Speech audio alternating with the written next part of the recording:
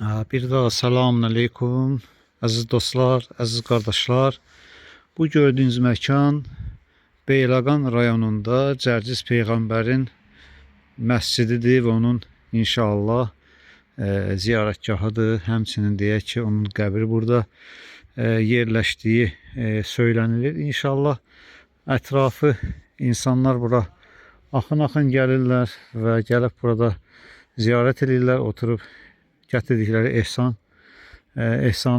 yəni ki, gətirdikləri ehsanlardan inşallah dadırlar və biz də bugün gəlmişik Cərciz Peyğəmbərin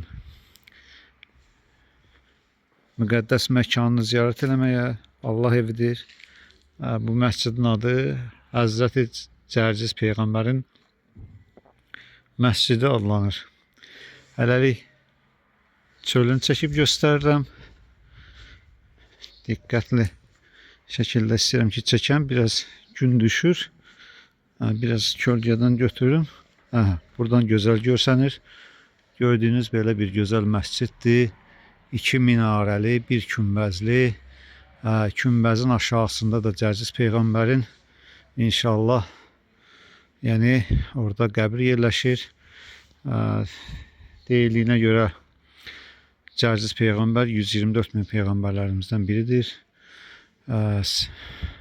Miladi təqvimlə 3-cü, 4-cü əsrlərdə yaşamış və öz dövrünün zalim hakimlərindən, yəni bütpərəst olan zalim rəhbərlərinin əlindən, yəni ki, Fələstində yaşadığı bildirilir və sonra Mosula gəlmiş. Mosulda da Mosulun zalim rəhbərinin təqibləri altında olmuş.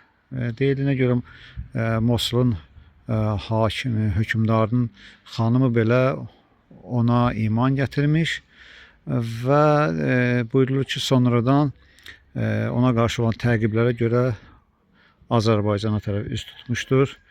Beyləqan rayonu özü bir ipək yolunun üzərində olduğuna görə özü ticarətlə məşğul olmuş və bura gəlmiş. Burada da həmçinin yenə də ateşpərəstlik dini o dövrlərdə, yəni olduğu üçün Azərbaycanda o dövrdə də yenə də ona qarşı təzyiqlər olmuş və buyurulur ki, quyuya atılmış və quyunun üzəri bastırılmış və orada dünyasını dəyişmişdir. Və hətta Peyğəmbərimizdən 40 sual kitabında buyurur ki, 4 dəfə ölüb dirilən Peyğəmbər kimdir? Buyurur ki, Cərciz Peyğəmbər ki, 4 dəfə öldürülmüş və yenidən dirilmişdir. İnşallah qısaca məlumat verdim. Hətta xristiyan mənbələrində Georgis kimi keçir. Cərciz sözünün mənası fars dilində 4 dəfə öldürülüb dirildilən deməkdir. İnşallah içərini də çəkəcəm və sizlərə göstərməyə çalışacağım. Cərciz Peyğəmbər, yəni ki, bizim inandığımız peyğəmbərlərimizdəndir. Bəzi mənbələrdə Peyğəmbər olmadığı, İsa Peyğəmbərin həvarilərinin şagirdlərdən biri olduğu bildirilməkdədir. İnşallah məscidin qarşıdan şəkli belədir və birazdan içəri keçib, içərini çəkib sizlərə göstərəcəm.